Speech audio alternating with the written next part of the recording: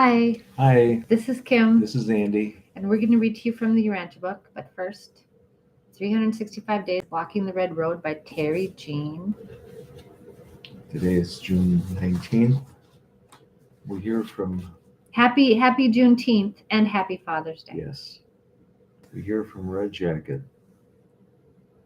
We do not worship the Great Spirit as the white people do, but we believe that the forms of worship are indifferent to the Great Spirit. Right, because they believe, what does God care what language you use as long as your sentiment is sincere, Mhm. Right. And did you know indigenous cultures often had birth rituals that involved where the child was born, how the child was born, what was done with the umbilical cord, and the rules that were set for the first few weeks of the child's life. These rules and rituals were to ensure the safety of the mother and also the safety, success, and luck of the child and of the entire family. Wow. Sweet. Yeah, sometimes they put like the umbilical cord in a Turtle shell. little shell. Yeah, Mhm. effigy. They call it an effigy. Mhm. And then we have the Tao Te Ching. Yep, by Lao Tzu, translation by Derek Lin. And we begin. It's a little darker in here right now because we didn't get to this morning. We were at Yeah. church this morning, so it's actually evening. So Yeah, yeah. It's okay though. yeah. Lao Tzu says, govern a country with upright integrity, deploy the military with surprise tactics. Okay. Ruling a country and using the military require two different methods. Using clever tactics to surprise the enemy is advantageous in that victory can be achieved with minimal loss of troops. Ruling a country is just the opposite. You wouldn't want to surprise your own people with clever tactics, right? Unless Right. you're some Dictator. dictator. Hmm. Instead you want to treat them with straightforward honesty. Very good. Deploy the military with surprise tactics. Oh, Right. I Yeah. read that. Take the world. Take the world with non interference. How do I know this is so? With the following. Okay. When there are many restrictions in the world, the people become more impoverished. Okay. Throughout history, sages have studied society and noted that the more regulations there are, the poorer people become. Okay, now this is interesting, but we're not talking about regulations on um, corporations or something like that, are we? Mm-mm. Okay, the ruler may wish to strengthen himself by keeping the people under control, but the poverty of the people erodes his power base. Mhm. So he ends up weaker, not stronger. Okay, so this is way back when they saw the people as all one thing, whether you're in business or you're in ordinary or you're a worker or you're a capitalist or you whatever. Okay, so this is before all that divisions, but now I think the thing with the government, it treats some people one way if you have money and some people the other way if you don't, or some people if you have a certain kind of skin color they treat one way and some people don't. So that's been kind of the innovation since I think the industrial revolution and capitalism and stuff like that.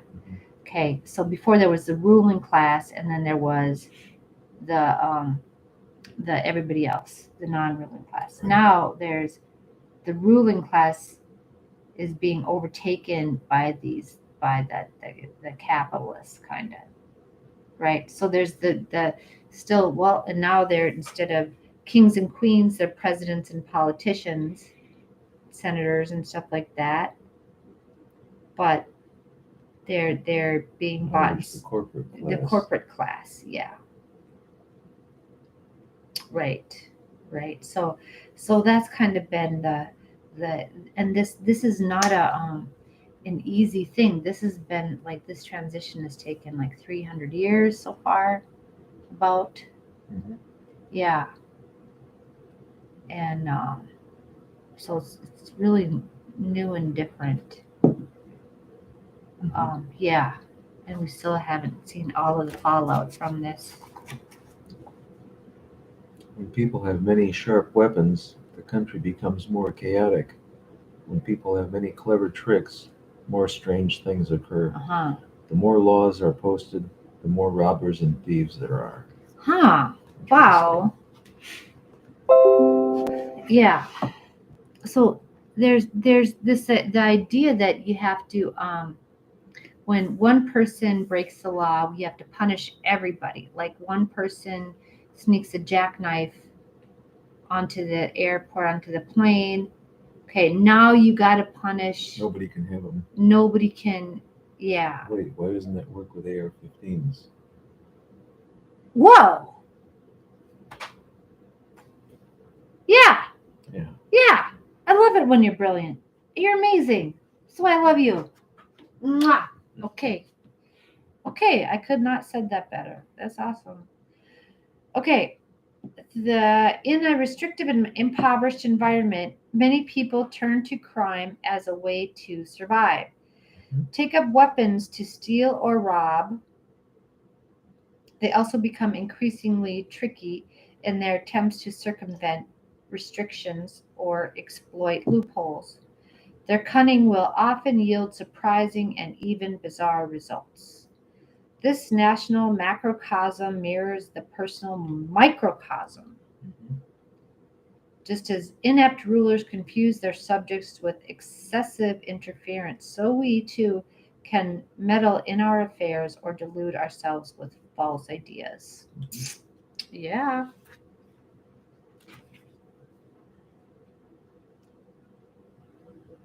Therefore, Therefore, the sage says, I take unattached action, and the people transform themselves. I prefer quiet, and the people right themselves. I do not interfere, and the people enrich themselves.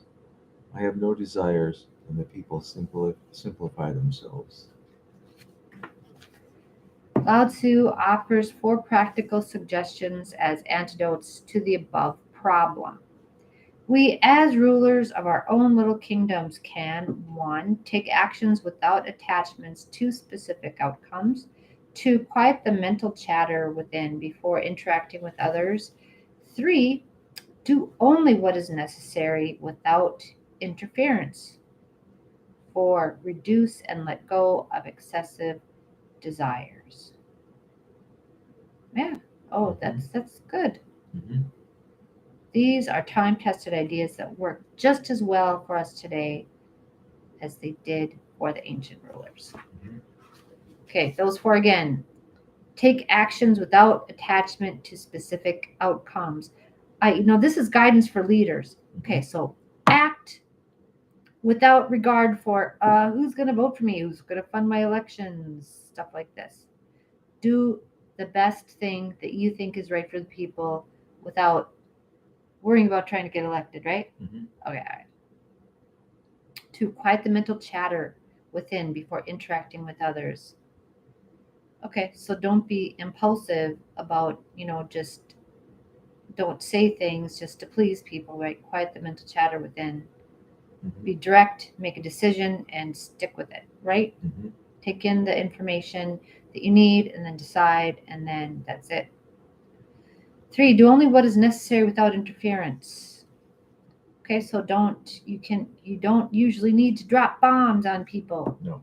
No, it's mostly not necessary, right? Mhm.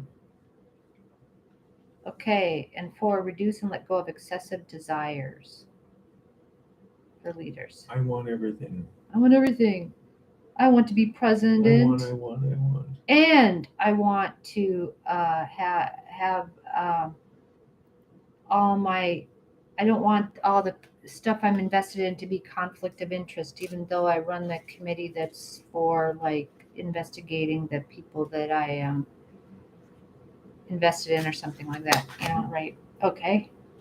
Okay, we go on to the Urantia book. We're in paper 49, section 3, the worlds of the non-breathers. Hold your breath. No, don't. It doesn't work. Okay, Okay. read this page. I'll read the next page. Okay. Okay. Yes, not that one. I'll read up to here, and then Okay. you All read right. a little bit, and then I'll read a little bit. Okay. The majority of inhabited planets are peopled with the breathing type of intelligent beings. But there are also orders of mortals who are able to live on worlds with little or no air. Of the Orvantan inhabited worlds, this type amounts to less than 7%. Mm, How do they know that? How do you, but they know that. I know that. They know that. Okay. In Nebadon, this percentage is less than 3.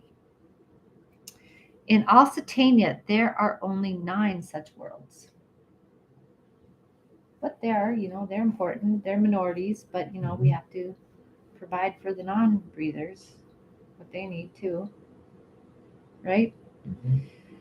There are so very few of the non-breather type of inhabited worlds in Satania because this more recently organized section of Norlatiadek still abounds in meteoric space bodies. So because this is pretty a new place, it probably hasn't come to the time when those kind of worlds are evolving or something like that. Mm-hmm. Okay. And worlds without a protective friction atmosphere are subject to incessant bombardment by these wanderers. Mm. Even some of the comets consist of meteor swarms, but as a rule, they are disrupted smaller bodies of matter. Millions upon millions of meteorites enter the atmosphere of Urantia daily, coming at the rate of almost 200 miles a second.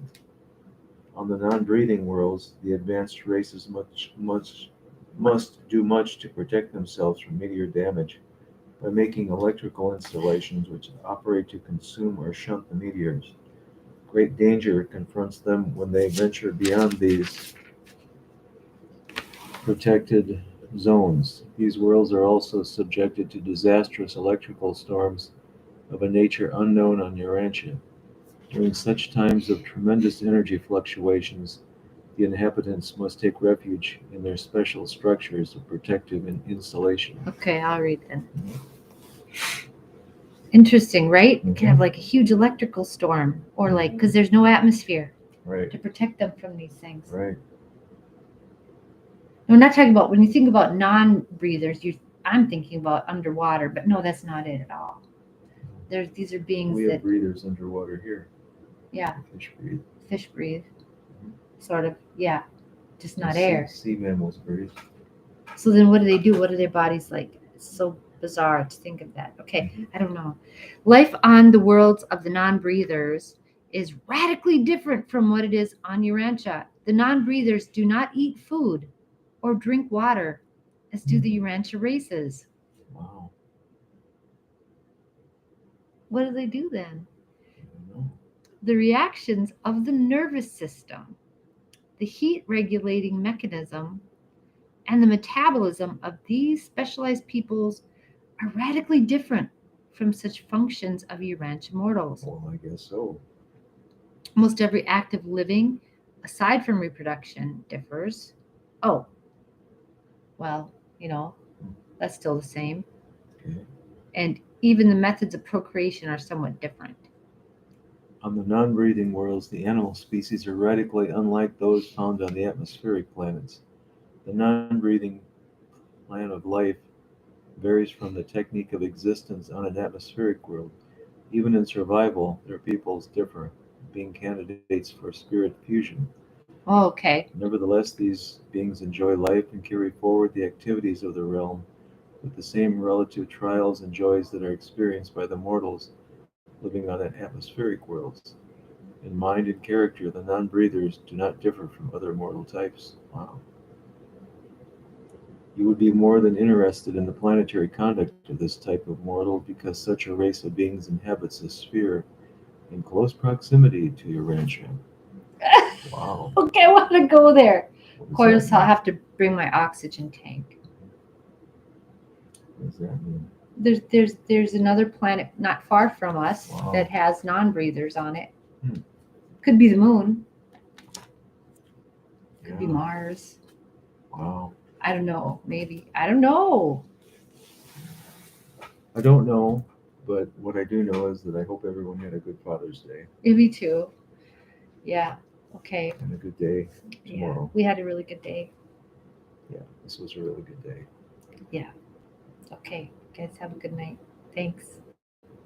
Love Bye you. now. Bye. Oh,